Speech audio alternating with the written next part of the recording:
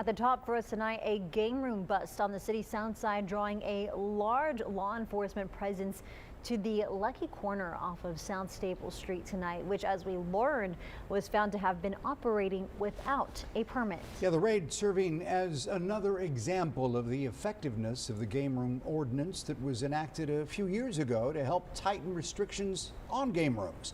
Our Josh Maxwell was at that game room bust and joins us live in studio with this report. It was not a lucky day for those all involved in this. It was back in April when the Nueces County Sheriff's Office went before commissioners to talk about tightening the game room ordinance as it related to permitting. They say today was an example of why that ordinance works, as the owner was taken away in handcuffs.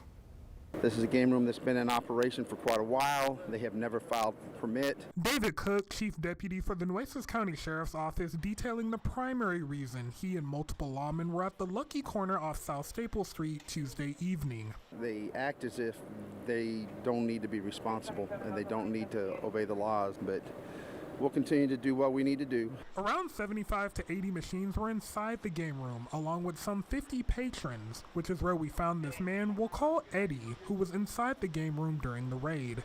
He says he gets it. They're doing their job. The Nueces County Game Room Ordinance went into effect last year, helping give lawmen more parameters to crack down on game rooms. Cook says that when it comes to consequences in situations like these, once we've identified the patrons, and we'll release them, and then the employees will all be charged with a Class A misdemeanor for operating this game room in violation of the ordinance.